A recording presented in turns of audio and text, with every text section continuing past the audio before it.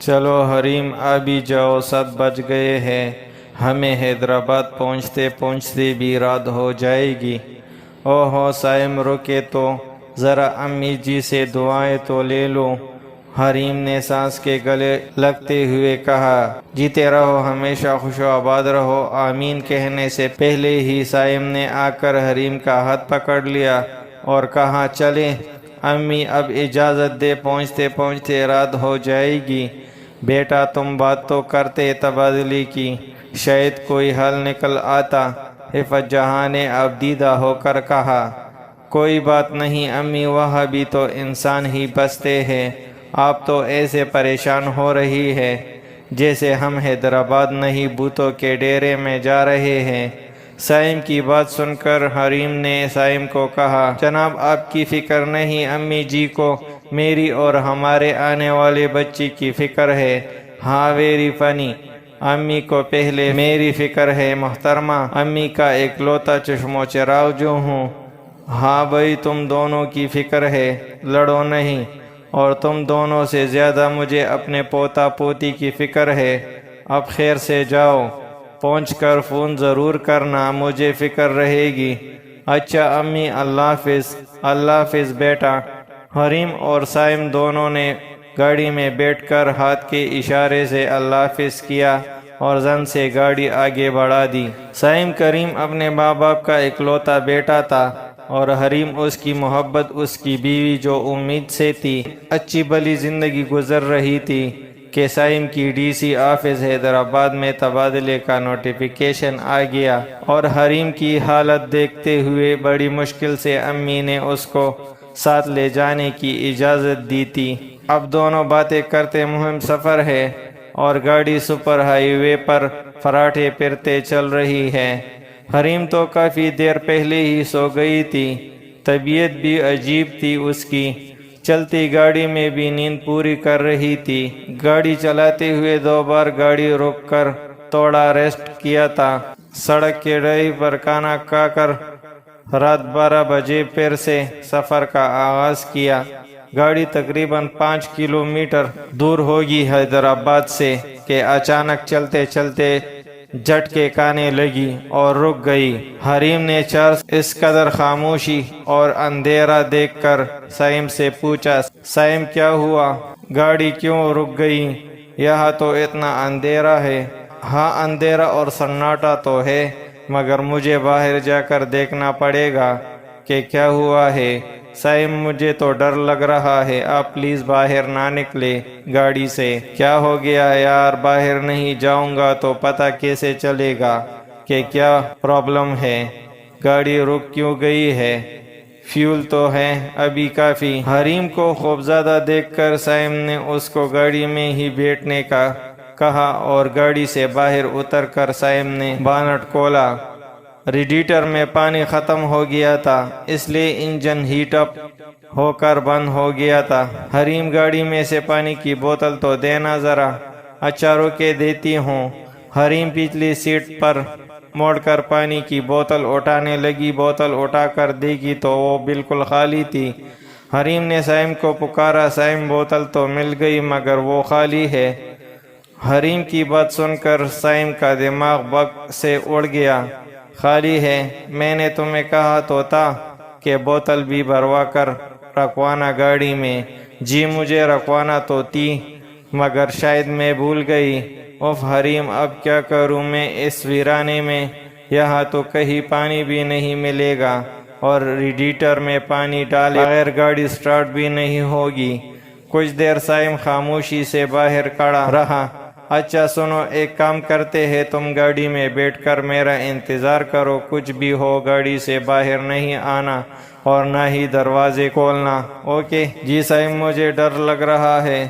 ڈرو نہیں، بس میں جلدی پانی ڈھونڈ کر آتا ہوں۔ یہ کہہ کر سائم سامنے اندھیرے پگڈنڈی پر چلتے چلتے غائب ہو گیا۔ خوف سے حریم کی جان نکل رہی تھی۔ تقریباً آدھا گھنٹے بعد اسی اندھیرے پگڈنڈی پر سائم واپس آتا نظر آیا۔ سائم کو آتا دیکھ کر حریم کی جان میں جان آئی۔ کھولو۔ حریم نے گاڑی کا دروازہ کھولا۔ یار یہاں سے کچھ دور ایک قبرستان دیکھا ہے میں نے، گھر تو کوئی نظر نہیں آیا، قبرستان میں تو پانی ہوتا ہے، دونوں چلتے ہیں تمہیں چھوڑ کر گیا تھا، تمہاری فکر ہو رہی تھی قبرستان کا سن کر تو حریم نے صاف منع کر دیا جانے سے۔ میں نہیں جاؤں گی، دیکھو یہاں اتنا سناٹا ہے، جھاڑیاں ہیں، ہمیں 2 گھنٹے ہو گئے یہاں سے ایک گاڑی بھی نہیں گزری، اب کیا کرے، کوئی ڈکیت یا جنگلی جانور نکل آیا تو تم کیسے خود کو بچاؤ گی؟ میں بھی نہیں ہوں گا۔ بہت سمجھانے پر حریم مان گئی اور گاڑی کو اچھی طرح لاک کر کے سائم اور حریم اس اندھیری پگڈنڈی پر چل کر قبرستان کی جانب بڑھنے لگے۔ رات کے 3 بجے کا وقت تھا، چاروں جانب پر اسرار خاموشی اور اندھیرا، ایک دم سے کتوں کی رونے کی آوازیں آنے لگی۔ حریم نے سائم کا بازو مضبوطی سے پکڑ لیا۔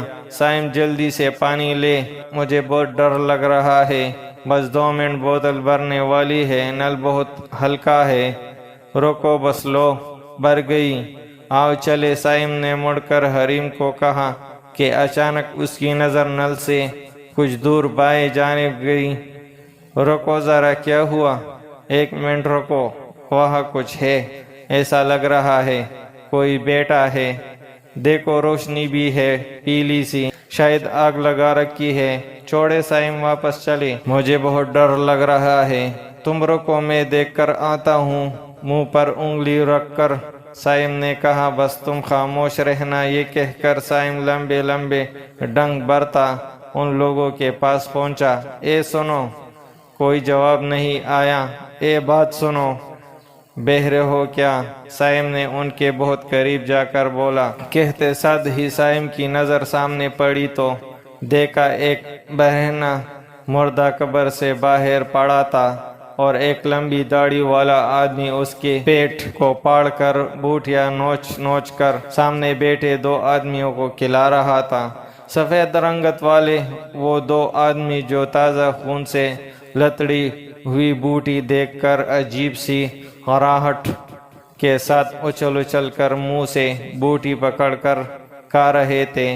سائم بھی ان عجیب و حرکت لوگوں کو دیکھ کر دنگ رہ گیا، جو آدھا جسم ڈھانپے، سفید رنگت کے ساتھ منہ سے رال ٹپکاتے کسی وحشی درندے کی طرح ایسے لپک لپک کر اس تازہ مردے کی بوٹیاں کھا رہے تھے کہ جیسے دنیا میں ان خون میں لتڑی بوٹیوں سے زیادہ کچھ لذیذ نہیں۔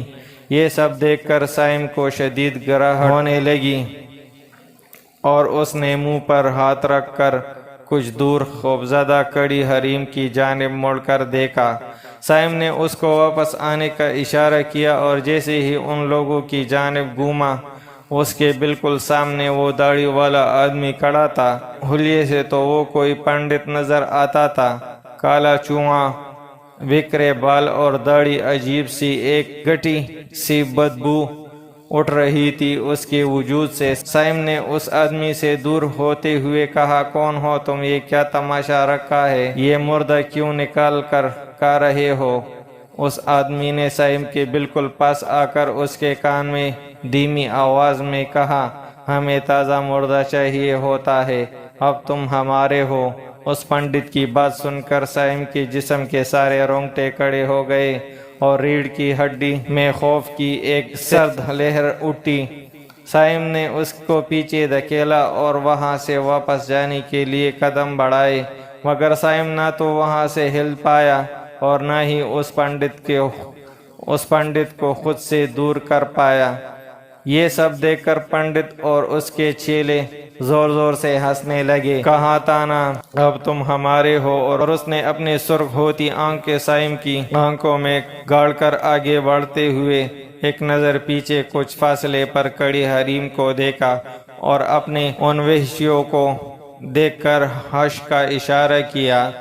دونوں عجیب و حرکت لوگ کسی کتے کی طرح دونوں ہاتھوں اور پاؤں سے دوڑتے ہوئے حریم کی جانب جانے لگے۔ ان کی لمبی رال ٹپکاتے زبانیں گز بھر لمبی زمین پر ساتھ گھسیٹتی جاتی۔ ان کو اپنی جانب آتے دیکھ کر حریم نے زور سے ایک چیخ ماری اور ہوش اور خود سے بیگانہ ہو کر نیچے گر پڑی۔ اب تو اور بھی آسان تھا سب کام۔ پنڈت نے اپنی مکروا مسکراہٹ سے سائم کی طرف دیکھا۔ سائم کی آنکھ سے بے بسی کا آنسو ٹپکا۔ اس پنڈت نے تب ہی آگے بڑھ کر اپنے دانت سائم کے گردن میں گاڑ دیے۔ سائم ہل بھی نہ سکا تھا۔ بے بسی اور لاچارگی سے اپنی موت کو خود پر حاوی ہوتے دیکھنے لگا۔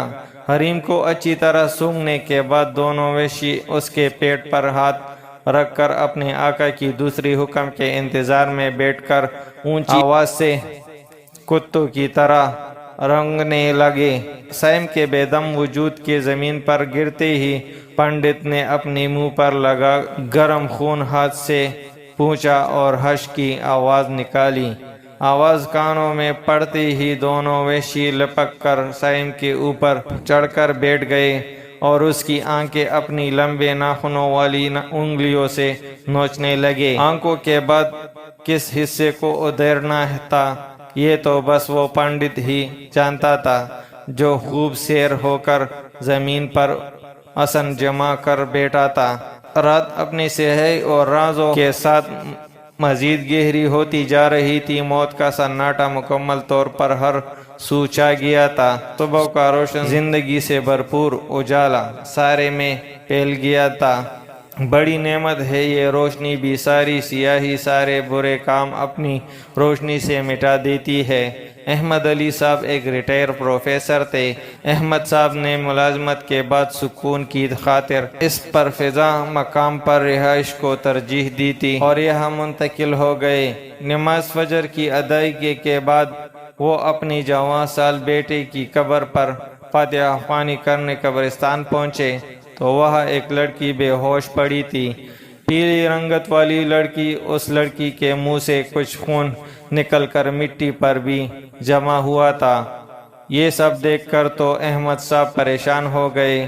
سائم دونوں نے گاڑی میں بیٹھ کر ہاتھ کے اشارے سے اللہ حافظ کیا اور زن سے گاڑی آگے بڑھا دی۔ سائم کریم اپنے ماں باپ کا اکلوتا بیٹا تھا اور حریم اس کی محبت، اس کی بیوی جو امید سے تھی۔ اچھی بھلی زندگی گزر رہی تھی کہ سائم کی ڈی سی آفس حیدرآباد میں تبادلے کا نوٹیفیکیشن آ گیا اور حریم کی حالت دیکھتے ہوئے بڑی مشکل سے امی نے اس کو ساتھ لے جانے کی اجازت دی تھی۔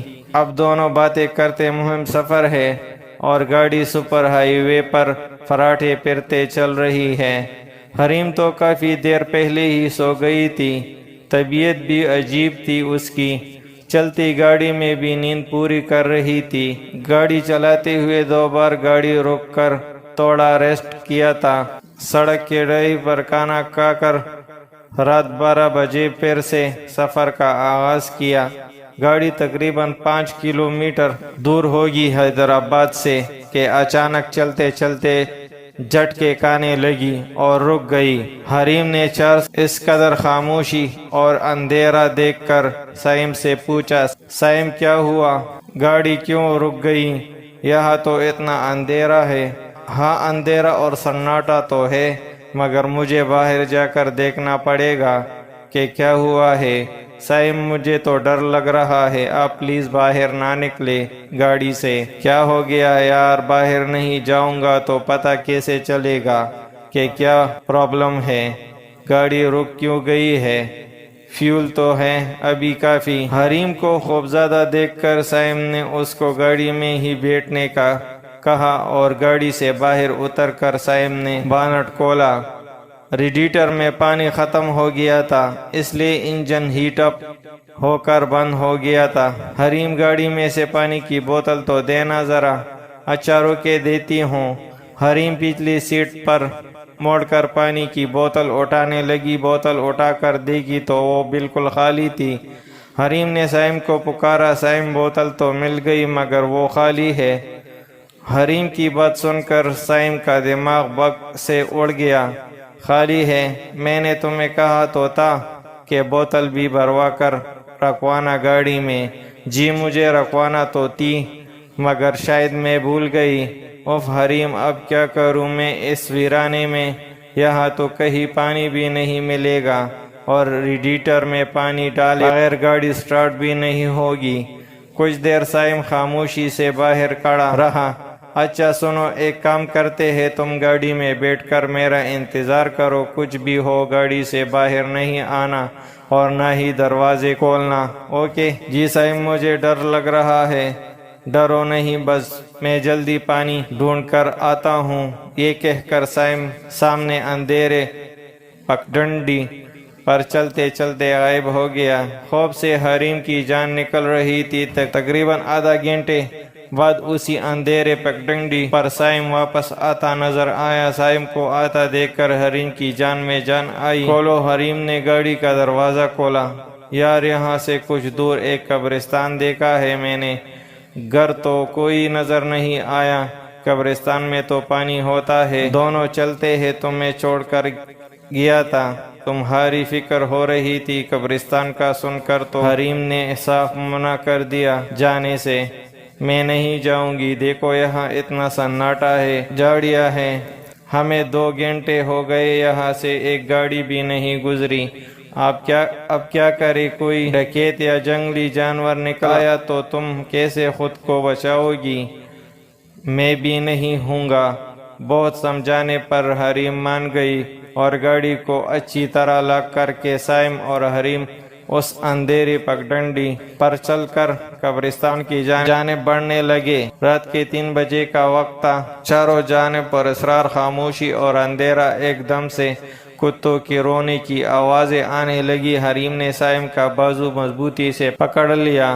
صائم جلدی سے پانی لے، مجھے بہت ڈر لگ رہا ہے، بس 2 منٹ بوتل بھرنے والی ہے، نل بہت ہلکا ہے۔ روکو بس، لو بھر گئی، آؤ چلے۔ صائم نے مڑ کر حریم کو کہا کہ اچانک اس کی نظر نل سے کچھ دور بائیں جانب گئی۔ رکو ذرا، کیا ہوا؟ 1 منٹ رکو، وہاں کچھ ہے، ایسا لگ رہا ہے کوئی بیٹا ہے، دیکھو روشنی بھی ہے پیلی سی، شاید آگ لگا رکھی ہے۔ چھوڑے صائم، واپس چلے، مجھے بہت ڈر لگ رہا ہے، تم رکو میں دیکھ کر آتا ہوں۔ منہ پر انگلی رکھ کر صائم نے کہا، بس تم خاموش رہنا۔ یہ کہہ کر صائم لمبے لمبے ڈنگ بھرتا ان لوگوں کے پاس پہنچا۔ اے سنو، کوئی جواب نہیں آیا۔ اے بات سنو، بہرے ہو کیا؟ صائم نے ان کے بہت قریب جا کر بولا۔ کہتے ساتھ ہی صائم کی نظر سامنے پڑی تو دیکھا ایک بہنہ مردہ قبر سے باہر پڑا تھا اور ایک لمبی داڑھی والا آدمی اس کے پیٹ کو پاڑ کر بوٹیاں نوچ نوچ کر سامنے بیٹھے 2 آدمیوں کو کھلا رہا تھا۔ سفید رنگت والے وہ 2 آدمی جو تازہ خون سے لتڑی ہوئی بوٹی دیکھ کر عجیب سی غراہٹ کے ساتھ اچھل اچھل کر منہ سے بوٹی پکڑ کر کھا رہے تھے۔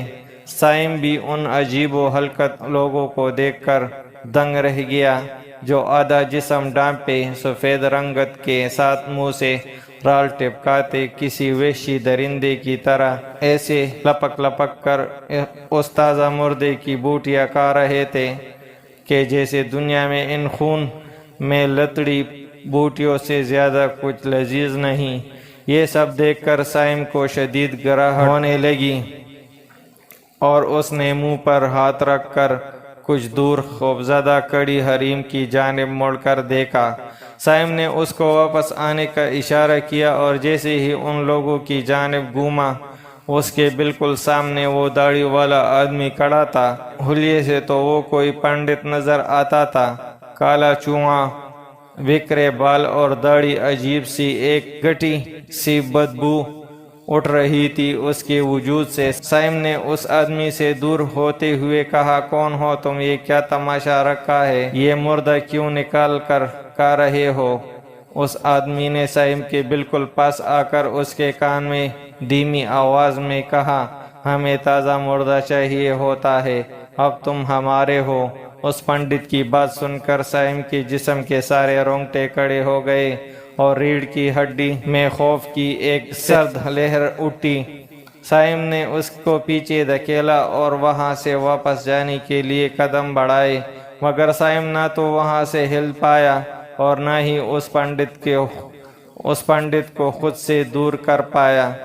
یہ سب دیکھ کر پنڈت اور اس کے چیلے زور زور سے ہنسنے لگے۔ کہا تانا اب تم ہمارے ہو، اور اس نے اپنی سرخ ہوتی آنکھ کے سائم کی آنکھوں میں گاڑ کر آگے بڑھتے ہوئے ایک نظر پیچھے کچھ فاصلے پر کڑی حریم کو دیکھا اور اپنے ان وحشیوں کو دیکھ کر حش کا اشارہ کیا۔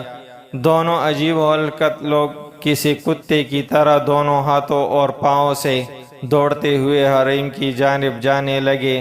ان کی لمبی رال ٹپکاتے زبانیں گز بھر لمبی زمین پر ساتھ گھسیٹتی جاتی۔ ان کو اپنی جانب آتے دیکھ کر حریم نے زور سے ایک چیخ ماری اور ہوش اور خود سے بیگانہ ہو کر نیچے گر پڑی۔ اب تو اور بھی آسان تھا سب کام۔ پنڈت نے اپنی مکروا مسکراہٹ سے سائم کی طرف دیکھا۔ سائم کی آنکھ سے بے بسی کا آنسو ٹپکا۔ اس پنڈت نے تب ہی آگے بڑھ کر اپنے دانت سائم کے گردن میں گاڑ دیے۔ سائم ہل بھی نہ سکا تھا۔ بے بسی اور لاچارگی سے اپنی موت کو خود پر حاوی ہوتے دیکھنے لگا۔ حریم کو اچھی طرح سونگھنے کے بعد دونوں وحشی اس کے پیٹ پر ہاتھ رکھ کر اپنے آقا کی دوسری حکم کے انتظار میں بیٹھ کر اونچی آواز سے کتوں کی طرح رنگنے لگے۔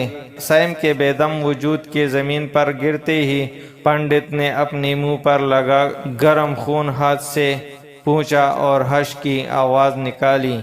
آواز کانوں میں پڑتے ہی دونوں وحشی لپک کر سائم کے اوپر چڑھ کر بیٹھ گئے اور اس کی آنکھیں اپنی لمبے ناخنوں والی انگلیوں سے نوچنے لگے۔ آنکھوں کے بعد کس حصے کو ادھیڑنا تھا یہ تو بس وہ پنڈت ہی جانتا تھا، جو خوب سیر ہو کر زمین پر آسن جما کر بیٹھا تھا۔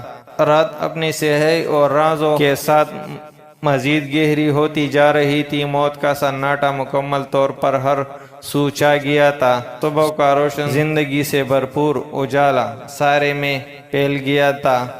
بڑی نعمت ہے یہ روشنی بھی، ساری سیاہی سارے برے کام اپنی روشنی سے مٹا دیتی ہے۔ احمد علی صاحب ایک ریٹائر پروفیسر تھے۔ احمد صاحب نے ملازمت کے بعد سکون کی خاطر اس پرفضا مقام پر رہائش کو ترجیح دی تھی اور یہاں منتقل ہو گئے۔ نماز فجر کی ادائیگی کے بعد وہ اپنی جوان سال بیٹے کی قبر پر فاتحہ خوانی کرنے قبرستان پہنچے تو وہاں ایک لڑکی بے ہوش پڑی تھی۔ پیلی رنگت والی لڑکی۔ اس لڑکی کے منہ سے کچھ خون نکل کر مٹی پر بھی جمع ہوا تھا۔ یہ سب دیکھ کر تو احمد صاحب پریشان ہو گئے۔